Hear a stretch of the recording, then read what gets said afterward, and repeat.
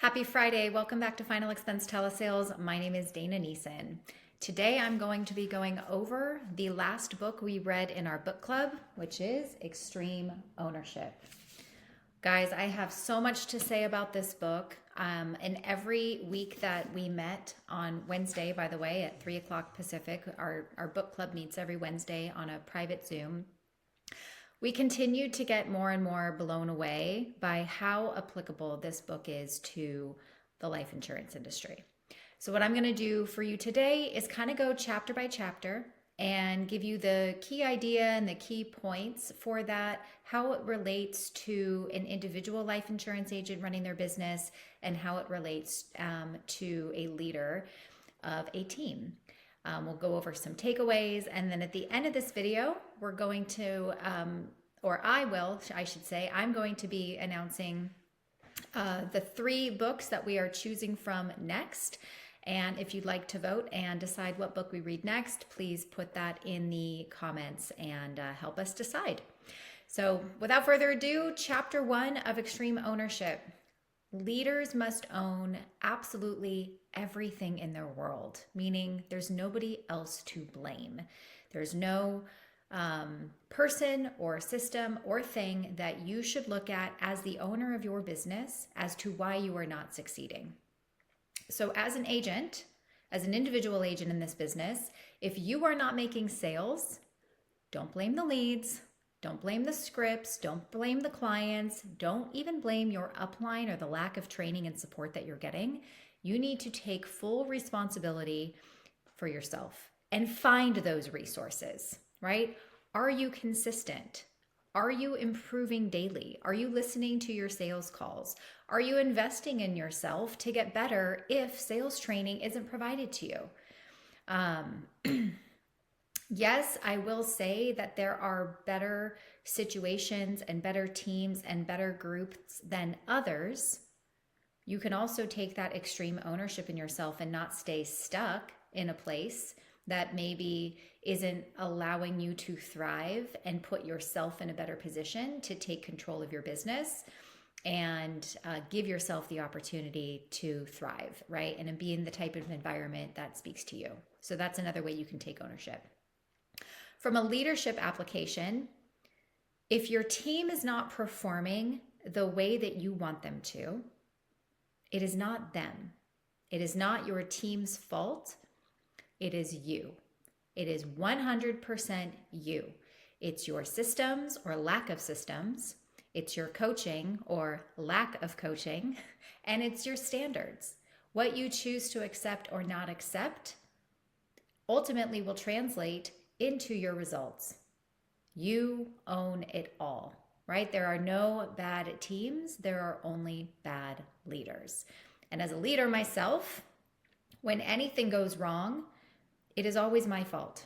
It is always my fault. And one of the things that I personally do on this team is if I start getting a lot of the same questions from agents, like specifically about maybe a certain carrier or what does it look like on the prospect side, and that same question keeps coming up and up and up, it is my fault that that is a consistent question, and I need to add that to the training modules so that I can prevent that from happening in the future, right? That's just one example. And so that's chapter 1, is you just must own everything in your world, whether you think it's your fault or not. Ultimately, it is. Okay, which leads us into chapter 2, and it was a little bit of a spoiler. I already said it. There are no bad teams. There are only bad leaders. The performance of a team is a direct reflection of its leadership. Now, Empower Life Group has only been a team for 3 full months. January 7th was the day that I found out I was no longer going to have my team that was writing $5 million a year at my former organization. January 27th, I announced to the world that I was partnering with Lasting Mark. And then in February, I started recruiting, and we had to deal with contracting and releases and getting carriers and finding our lead system. Like, I had no advanced notice, and I couldn't bring my team with me. So I just want to remind you of that. We really started writing consistently in March. So March, April, May, we are going to end our 3rd month as a brand new team with no notice, just me at 200,000. That is not what is issued. That's what we're writing. And as such a new team, we are 30 days delayed on getting the reflection on what actually sticks compared to what is actually writing. But at this point, that's what I'm currently measuring, and we are growing, and I'm very, very proud of that. But I believe that speaks to to the volume of the type of leader that I am still continuing to strive to be and become, even as an agent. Okay, if you are leading yourself like a team of one, you have to develop that internal personal discipline and operate like you're the captain of your own ship. Because the best part of being an entrepreneur and a business owner is also the worst part of being a business owner and entrepreneur, which is you are responsible for yourself. There is nobody else there that's going to be sitting next to you and demanding that you get on those phones, make that next dial, buy that next set of leads, transition from a spreadsheet to a CRM. That is up to you and only you. On the leadership application, if one agent is outperforming another, this is the way I'm looking at this. It's very unlikely that it's the talent. Like, just because an agent is writing 15,000 a week and another agent is writing 3,000 a week, it isn't necessarily because the agent that wrote 15,000 a week is better, right? It's the standards that agent has, the energy that they're putting into it, the expectations that they have on themselves, the schedule that they put on, the amount of leads that they are buying, and the opportunity that they have presented themselves. And so as a leader, it's my job to not just have people focus on the leaderboard and focus on the numbers and think, well, they're better, right? Or they have better leads. We have to take that multiple levels deep and have those people that are at the top of the leaderboard share exactly what they're doing, so it feels attainable, right? That other agents can do that and get to that level. All right, so we're going to go into chapter 3, which is belief. The key idea in chapter 3 is that as a leader, you must fully believe in the mission to effectively be able to communicate it and execute it. That is critical. Because just because you know as a leader what you want to do does not mean that your team, especially as this continues to grow through multiple downlines, that does not mean that the people 10 steps below have the same belief in the mission and will execute it the way that you want them to. Okay, so agent application. I guess a question you could ask yourself is, do you deeply believe that final expense insurance can change your prospect's life? That having a final expense policy will put them in a better position, that it will put their family in a better position? Because that lack of conviction, it's going to bleed into your calls, and it will make you less likely to fight for your clients, right? Our job is to, yes, get our clients to see their current situation and the gaps within their needs so we can create urgency for them to want to make a change. But it's really hard to follow that and to implement a sales process if you don't believe it yourself. Okay. As a leader, we must fully communicate that what we're building actually matters, right? That what we're doing changes lives, not just for our prospects, but for our agents, right? One of the misnomers, or one of the bad reputations that this industry has, is that the leadership just makes money off of everybody's failures.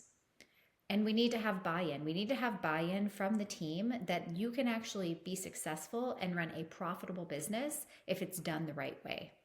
And that is why having systems and training and coaching is in place, where agents actually understand the numbers and they understand how to run their business so they can get that full belief in themselves and understand exactly how to execute it. Okay, that's my takeaway from chapter 3. Chapter 4 is check your ego at the door. Okay, this one is a really, really important chapter because our egos, they cloud our judgment and can completely undermine performance. Agent application. I don't care how long you've been in sales. I don't care how long you've sold life insurance, for. You are not above training. Okay? You are not above getting better. You are not above the rejections that you get. You are not above refining your skills. You must stay coachable and be open for that feedback and be open to maybe doing things in a different way, in a way that maybe you've been in the business for a long time and you like the idea of doing it a different way, but you're resistant to it because you just feel very uncomfortable at asking hard questions. That's your ego talking. Okay, so being open to new ideas, new ways of doing things, being coachable so that we can help you get better. Leadership application. This is, I think, a little bit harder for leaders. That as a leader, you cannot let your pride keep you from seeking feedback from your team or from the people above you. Admitting to your team that your system isn't working or that something broke within your system, and not just pretending like everything is okay and brainwashing or manipulating people into thinking that a broken system is normal. That is not checking your ego, right? It's admitting when something went wrong and having enough courage to change course and be able to say, I understand, this is what we tried to do. This is where it failed or did not go the way we anticipated it. And here is my plan to course correct and still continue to move forward. What feedback can I get from you so that we can make sure as a group we are uniformly moving in the same direction? Okay, and I think that's hard for a lot of leaders to do. I think they're afraid to get feedback from their team. And that's why there's a lot of disconnect or possibly even fear of speaking up, because they kind of make you feel like you don't know any better, or, why would you even question me? And if that's kind of the environment that you're finding yourself in, you might be in the wrong place, right? Okay, moving on to chapter 5, which is part 2 of the book, Laws of Combat. This chapter is titled Cover and Move. The key idea in chapter 5 is that teamwork is essential. That as a team, we must support each other. And I am a huge believer in being part of a team, that even as independent contractors, that even though it is up to us to make a difference and to get an ROI and to feed our families and to pay our bills, that we want to be part of a team. That is just our DNA. That's how we're built. We don't want to be alone on an island trying to figure everything out on our own. And I'll tell you, June 9th, the Empower team, we are starting a team challenge. And the entire team, I'm breaking everybody up into groups of 4. There's going to be a team captain for every team. There's a team name, and we've even have logos being created. And each team has goals that they have to hit for a 7-day challenge. They have 2 production goals and they have 2 activity goals. And the team that wins the challenge, each person on that team gets $1,000 towards additional leads. So it's not just about the money, but it's going to be about the teamwork, showing up for each other, holding each other accountable, making each other better, challenging each other to work that extra hour. There is magic that happens when you work as a unit and as a team. So agent application, if you are part of a team, it's up to you to lean on your mentors, to share objections that maybe you're getting that you're having a hard time overcoming, to ask for somebody to listen to your calls and review them so that you don't feel like you're alone, but you have to ask for that help. As a leader, making people feel like they're part of a team starts with onboarding, right? It starts with onboarding and training and sales and the culture, that we are here to work together, that the expectations are set, that you want to be part of this team because you want to be part of something bigger than yourself. There's no siloed systems and everybody plays a part. in the success and the forward momentum. All right, chapter 6 is the idea of simple. And I think this is a hard one for people to balance too. Because so the key idea for simple is that even though we have a plan, and that plan can be super complicated, we have to find a way to be able to communicate that very clearly and simply to avoid confusion under stress. Now, the best way for agent application here is when we're presenting what we do and how we help to our prospects. I cannot tell you how many agents cannot get out of their own way by over-explaining how things work and just confusing people into saying, I need to think about it. And so part of what we do here is we teach you how to keep that simple by asking questions to get the prospects to open up and tell us and tell themselves what they want, what that gap need is, and why they are ready to make a change. But you'll find that you might be in the convincing stage, right? Someone tells you that, they're not going to die anytime soon. And if they do, their kids are just going to take care of it. And you find yourself convincing them that, well, you wouldn't want to do that because then they're going to have to do a GoFundMe and they're going to pass the hat and they're going to have to borrow money. Like, what? You wouldn't want to do that to them, right? And we put these ideas in our prospect's head that did not come from them. And then we continue that throughout the rest of it and start over explaining and over talking and convincing. And we wonder why we don't end up in sales, why we are making this a numbers game, right? Because we're over explaining, and that's what kills sales. Now, from a leadership application, the training and the processes should also be so simple that anybody can use it. We don't want to overcomplicate that either. And so part of what I have built here as a leader is I have created very simple, easy to understand, step-by-step onboarding video modules and guides. So you have step 1, step 2, step 3, and you go through it in the right way and the right order so that by the time you are done and your writing numbers come in, you're pretty ready to get on the phones and then just continue to be part of the training culture and community, right? So that's what I've done to try my best to try to keep things simple while still providing a fire hose of information. Okay, chapter 7 is prioritize and execute.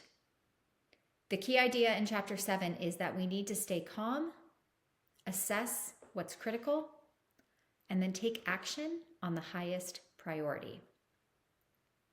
Agent application would be when you are feeling overwhelmed, right? When you're getting a lot of no's, when chargebacks start coming in, when maybe as a leader you're losing, well, I'll do the leader application in a second. Sorry, I'll stick with agent.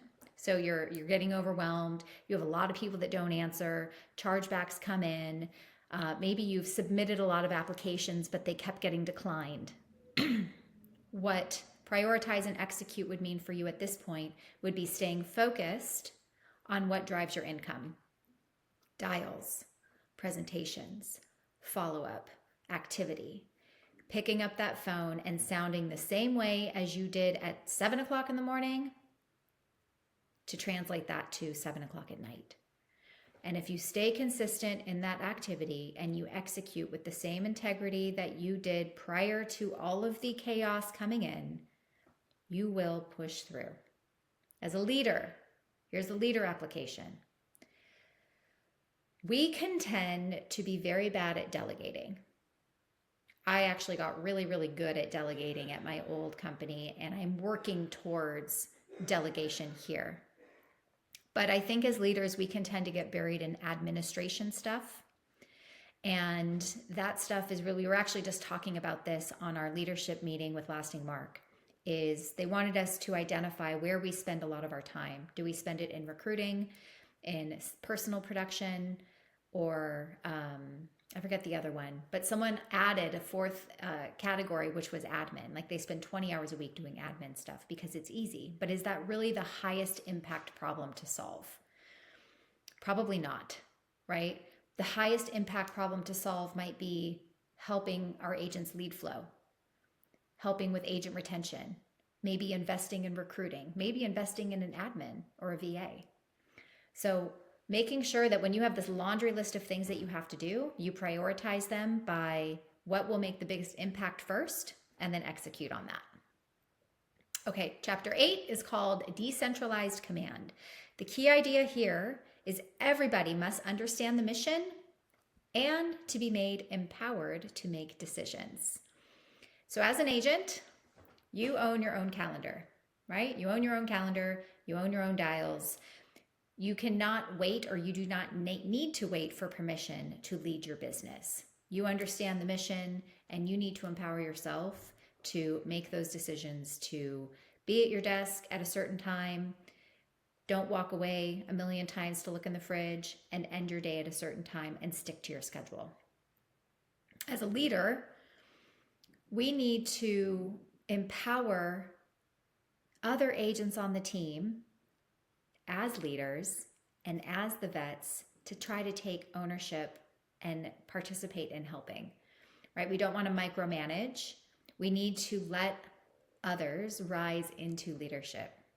So we want people to feel empowered to make decisions. So I want people to come to me and say, hey, I've noticed this is a great, lead source. I went ahead and tested it, and here are my results. And I think we should let the team know about it, right? That is a perfect example of what I want people on my team to feel like they can do. Make those great decisions, come to me with the data, and then we execute as a group. All right, we are almost done. We are in part 3, which is sustaining victory. And the first chapter in sustaining victory is the plan. Proper planning increases execution. Leaders must brief, plan, and debrief. Okay, so agent application here is start each day with your game plan. How many dials are you going to make? How many presentations are you going to do? What's your percentage of people that are going to pick up the phone that you're actually going to get into an application? Of those people that you write an application for, how many of those are you going to get into a actual policy? When are you going to take your breaks? What does that look like? I have everybody on the team. I encourage them every day to post in Slack your daily goals, which includes some of those metrics, and then what you did at the end of the day. And try to really hold yourself accountable to that or exceed that. As a leader, for proper planning for execution, you want to have at least weekly, if not daily, training. You want to offer the opportunity for agents to check in with you, and you want to have plans for how you're going to recruit and grow and build your team, and then review what's working and what's not working. So how are you going to measure that to decide what's working and what's not working? I'll tell you something that I recently did. I noticed that there was a decent group on the team that was getting slow to launch, right? Something was stopping them from moving forward and getting on the phones and dialing, but they weren't coming to me and asking me for help. And it's very difficult as a leader to be one of many, and it can be very time consuming to try to call every single person and chase after them, right? And especially because we're all adults. We do have some expectations that as an adult, you are going to do what you said you were going to do. At the same token, as a leader, I want to make it easier for people to be able to reach out to me and have accessibility. So I went ahead and proactively created something on my Calendly called a 15-minute agent check-in. And as soon as I did that, it filled up immediately. And I had emails saying how grateful people were for providing that opportunity because they felt bad reaching out to me. They thought I was too busy. And that made it worse for them. Like that compounding effect of getting in their own way continued to get worse because they felt bad to reach out and ask for help. So I provided that opportunity for people to check in with me for 15 minutes. Here's where I'm struggling. How can I do it? And now I'm very happy with that approach. So maybe something you want to implement for your team as well. Okay, chapter 10, leading up and down the chain of command. So the key idea here is you must lead those both above you and below you, which sounds very counterintuitive because how do you lead people above you, right? How do you lead people above? Well, you actually can, because as a leader, if I don't know what you need from me in order to be successful, I can't help. I'm in the blind, right? So for my upline, they do not know how to help me and support me with the thousands of people that they have in their organization. If they don't know how to lead me or what I need from them, they're going to assume I'm okay.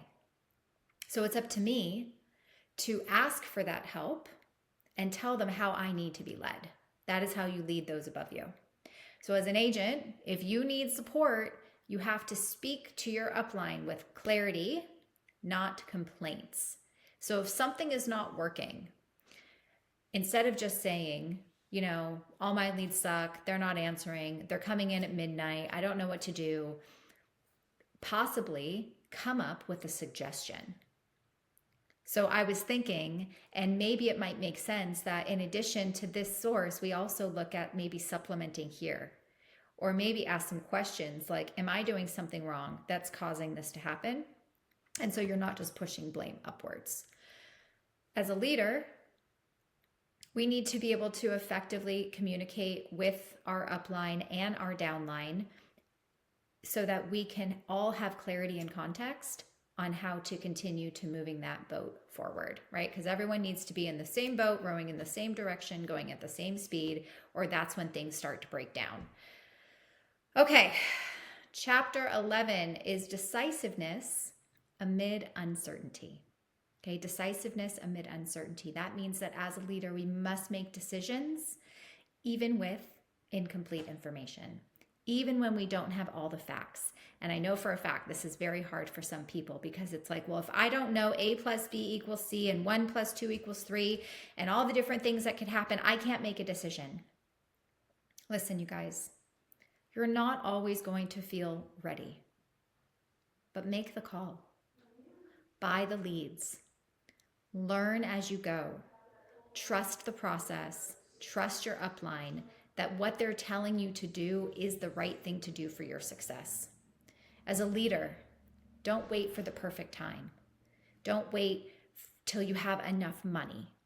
Decide, act, adjust, and move forward because momentum always beats hesitation every single time.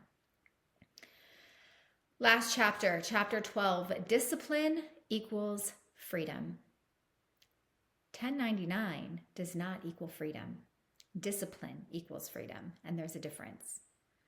You have to earn freedom in this business, which means in the beginning, you need to actually work more than if you were an employee somewhere, because what you're working for is the ultimate goal of freedom, but you have to earn it first. You have to have discipline in your daily routine. And you have to do it over and over and over and over again until you finally get to the place where you have control over your income and your time. Because in the beginning, you don't feel like you have a lot of control. You're still trying to figure everything out. You're still trying to figure out the leads, the scripts, the carriers, the declines, the chargebacks. Like you're just figuring everything out. And so therefore, you need more discipline than ever before. As a leader, we have to set the example. Our personal discipline, how much time and effort we put into this business, it sets the tone for the entire team. And if you are looking to build a team or have a downline, that discipline that you have, it's going to create a downstream effect. And the more checked in you are, the more time that you're putting in, the more you're showing your team that you show up no matter how you feel, that will show them that if they put in that same amount of discipline, that freedom is something that is attainable. So as a summary, as a final expense agent or just a life insurance agent in general, you are the CEO of your business. Take extreme ownership of your schedule, your mindset, and your activity. You don't win by being perfect, but by being disciplined and decisive. You need to believe in your mission, that protecting families and removing the financial burden during emotional times is the only way that you are going to get to the next level and master this business. And finally, build simple routines. Prioritize income-generating activity, ask for help, and never make excuses. As a leader building a team, your team is your reflection. Every weakness in performance is a call to lead better, not blame faster. Teach simplicity, right? Build systems that your agents can follow even on their worst day. Coach agents to lead themselves and then pass the torch so they feel empowered to bring people into a system that's full of simplicity, that's reputable, duplicatable, and sets agents up for success. Communicate your expectations clearly and empower others. Lead up, lead down, and lead always.